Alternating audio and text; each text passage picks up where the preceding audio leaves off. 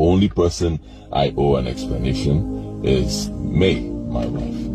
She's the only person I owe an explanation. Yes. And when and how that explanation is done is still not the business of people out there. All of you.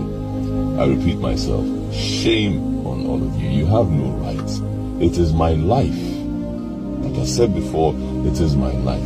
I have the right to wake up in the morning and marry 100 women in one day. It's my life. It's not your life. Listen, I have the right to wake up in the morning and marry 25 women. If I like, I make it up to 50. It is not your business.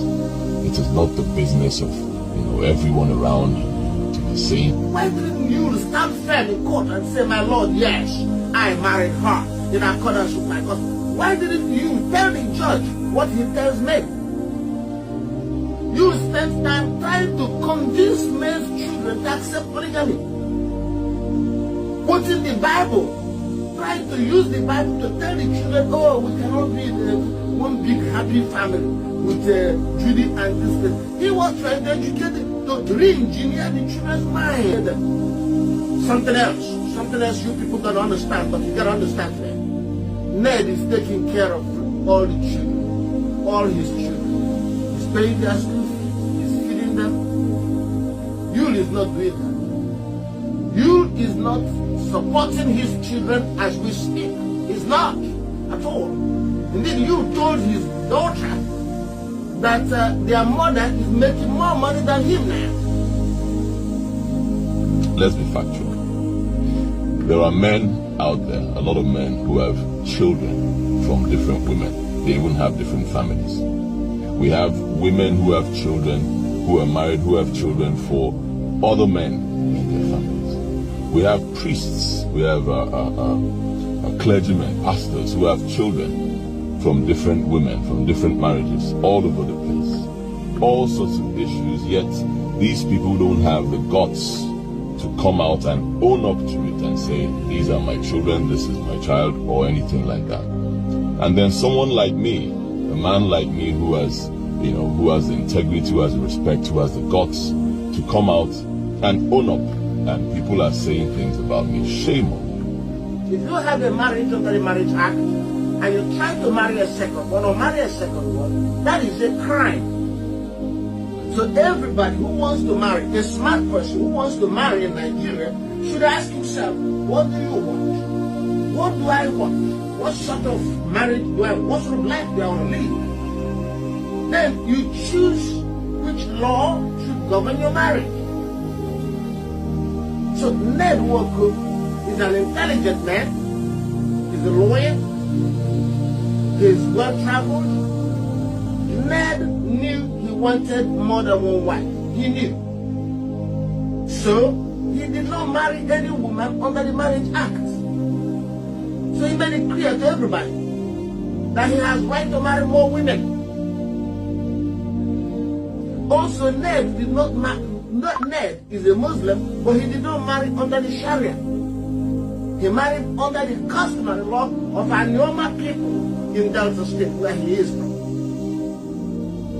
So, Ned's marriage to Regina or any of his wives does not violate any law. It does not violate any promise. It does not violate any expectations of monogamy, because he was from the beginning clear that he was not going to be in a monogamous marriage. He wanted polygamy. So Ned did not violate any law. Compared to you, Edochie, you married May under the Marriage Act. In the Marriage Act, it's very clear. And by marrying her under the Marriage Act, he and May understood they were going into a monogamous marriage. May understood there would not be a second wife. May understood from the beginning that she would be the only wife. Everybody around, the children, parents, understood that they would be in a monogamous marriage. So when you began to try to marry Judy, you was violating the law. You was violating a fundamental promise. You was violating his vow. He was committing an offense. Even if you don't enforce that offense, he committed a crime. So how can you compare the two? You can't. Anybody comparing the two is plain stupid, because they're on a different track. Ned Walker is following his track and his right on that track according to law. You, Edochie, followed the English track, the Marriage Act track, and then wants to switch. In the middle of the race, he wanted to jump into another track. That is stupid.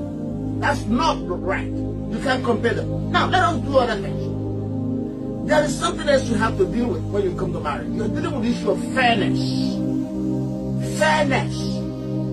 Fairness. The promises you made to your wife at the beginning of this marriage, are you keeping to it?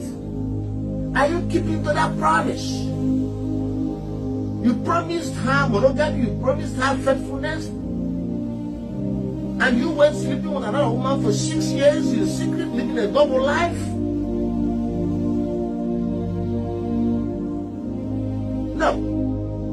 Ned was clear. Ned told Regina. Regina saw it. Regina saw that Ned was married. And Ned told Regina, I'm going into a polygamy. And Ned told his other wives, according to them, they all understood it. They all welcomed Regina. So there was no deception. There was no fraud. There was no lie in Ned's case. But compared to you was a bloody liar. He lived a double life with a secret woman who was possibly married to another man. That's what we call double-edged adultery. Adultery against the wife, adultery against the husband of the woman you're messing around with. How dare you compare the two? Regina wasn't married to anybody when Ned met her. Indeed, Ned is proud that she was a virgin. And Ned was very candid. Regina was well informed. Even though so young, Regina's mother was involved in the process. So a parental consent and parental participation was achieved. Correspondingly shocked, because I will tell you more things. I will reveal more things. I will tell you what you did after your son died that caused May to rush to court. May was slow. May was very slow to go to court. She was fully contemplative of all the wide implications. She was studying the situation, calculating every move, but something pushed her. You will be very shocked if you heard the behavior of you right after they lost their child, which caused me to go to court and which caused me to ask for judicial protection against violence, because her own safety and her own life were at stake after you behaved in such a way. So please, you should, and Judy, stay out of the media, mind your business. If you talk about May again and start spreading lies again or insinuating anything to cause emotional torture or pain on May, we will respond. I will respond.